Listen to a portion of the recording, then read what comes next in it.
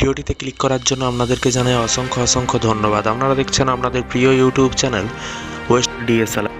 West বেঙ্গলের ডিএর update এবং বেতন বৃদ্ধির আপডেট প্রত্যেক দিনের জন্য পাবেন, তাই অবশ্যই চ্যানেলটিকে সাবস্ক্রাইব করে রাখুন পরবর্তী নতুন আপডেট পাওয়ার জন্য। পোর্টালে ডি কিন্তু সংখ্যা এখানে বলা হয়েছে, দেখতেই পাচ্ছেন পোর্টালে কিন্তু ডিএর হিসেব, তবুও কিন্তু সংখ্যা একটি বিজ্ঞপ্তি খবরের কাগজ পত্রিকাতে নিউজটি প্রকাশিত হয়েছে। এখানে বলা হয়েছে, দেখতেই পাচ্ছেন দীর্ঘ প্রতীক্ষার পরেও অবশেষে সরকারি কর্মচারীদের টাকা মেটাতে বুধবার কিন্তু প্রথম পদক্ষেপ কিন্তু করল নবান্নের অর্থ দপ্তর। তবে এই পদক্ষেপের কিছুটা স্বস্তি মিললেও কিন্তু বকেয়া প্রাপ্তি নিয়ে কিন্তু তৈরি হয়েছে ধোঁয়াশা, কিন্তু পুরোপুরি কাটল না। সরকারের নির্দেশিকা অনুযায়ী কিন্তু এদিন থেকেই ইন্টিগ্রেটেড ফাইন্যান্স ম্যানেজমেন্ট সিস্টেম পোর্টালে লগ ইন করলেও কিন্তু সরকারি কর্মীরা নিজেদের বকেয়া ডিএর 2016 থেকে 2019 সাল পর্যন্ত ডিএর প্রথম কিস্তি 100% টাকা কার কত পাওনা তা কিন্তু পোর্টালে দেখা যাচ্ছে, তা পোর্টালে আপলোড করেছে অর্থ দপ্তর।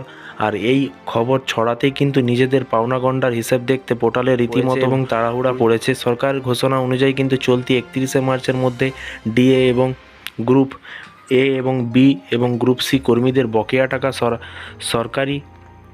সরাসরি তাদের জিপিএফ অ্যাকাউন্টে ঢুকে যাওয়ার কথা। অন্যদিকে গ্রুপ ডি কর্মী এবং অবসরপ্রাপ্তদের নগদে, কিন্তু আসল জটিলতা বেঁধেছে অন্য জায়গায়। সরকারি কর্মচারীদের হিসেব পোর্টালে দেখা গেলেও শিক্ষক, অশিক্ষক কর্মী এবং পুরসভা, পঞ্চায়েত, রাষ্ট্রায়ত্ত সংস্থার কর্মচারীদের এবং পেনশনভোগীদের কিভাবে বা কবে এই বকেয়া পাবেন তার কোনো স্পষ্ট রূপরেখা কিন্তু এখনও মেলেনি। ভোটের আদর্শ আচরণবিধি চালু থাকায় অর্থ দপ্তরের কর্তারা এই বিষয়ে কিন্তু আপাতত মুখ বন্ধ করে রেখেছেন।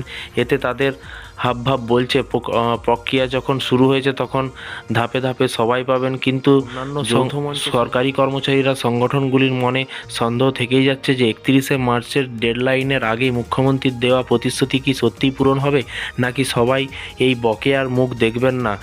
সেই চরম ধোঁয়াশায় কিন্তু এখন দিন গুনছে রাজ্যের লক্ষ লক্ষ সরকারি। এটি কিন্তু একটি নিউজ পেপারে বেরিয়েছিল, সেই নিউজটি কালেক্ট করতে হয়েছে, দিয়ে কিন্তু আপনাদেরকে ভিডিওর মাধ্যমে জানানো হচ্ছে।